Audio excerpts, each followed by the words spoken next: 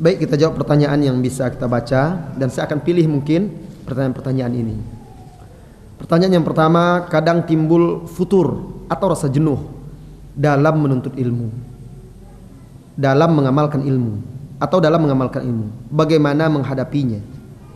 Bagaimana menghadapi situasi ini? Ini pertanyaan yang bagus, dan ini memang realita kita. Bukan hanya Anda, kami juga merasakan itu.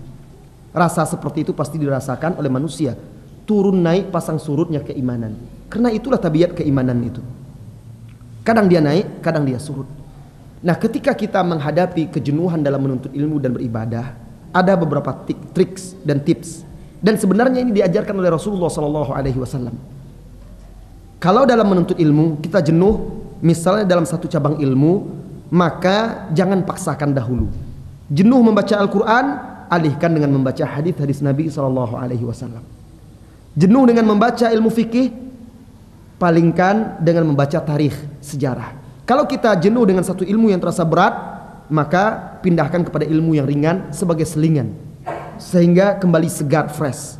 Dan ketahuilah, sirah nabawiyah, siyarus sahabah, tarikh Islam, sirah Nabi, siyar sahabat, perjalanan hidup para sahabat, sejarah Islam, ini termasuk materi ilmu yang bisa mengembalikan kesegaran dan kebugaran kita. Karena dia tidak butuh hafalan. Kita hanya membaca.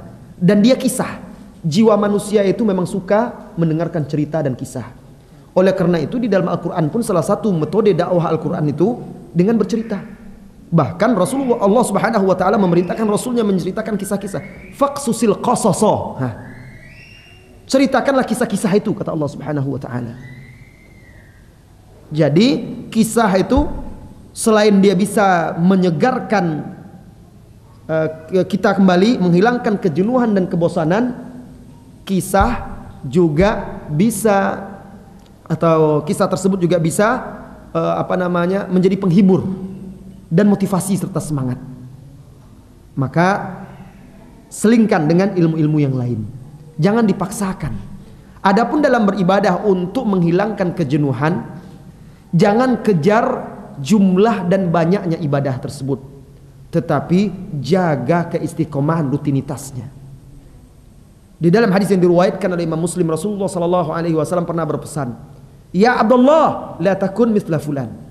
Wahai Abdullah, jangan seperti si fulan. Kana yaqumul lail tsumma tarakah. Dulu dia salat malam, kemudian ditinggalkannya. Tetapi Rasulullah SAW juga menasihati para sahabat. Beliau mengatakan, "Ahabbul a'mal ilallah adwamuha wa in qalla." Amalan yang paling dicintai oleh Allah itu adalah yang continue, istiqamah, walaupun hanya sedikit. Biarlah tidak sanggup 11 rakaat sholat tahajud itu malam itu. Biarlah 1 rakaat atau 3 rakaat. Kalau memang itu kesanggupan kita, jaga dulu itu. Kalau itu sudah bisa kita istiqomah, insya Allah semakin mudah bagi kita untuk meningkatkan. Tapi kalau pas semangat langsung dikebut, malam itu ingin pula 1 juz, tidak hafal, dibaca pula Al-Quran dalam sholat tahajud, besok malam tak sanggup lagi. Terasa pegal-pegal kaki itu, mata pun mulai bengkak-bengkak. Ini memaksakan diri. Makanya kalau beribadah itu jangan paksakan diri. Lakukan yang mampu, tetapi dijaga keistiqomahan di atas ibadah tersebut.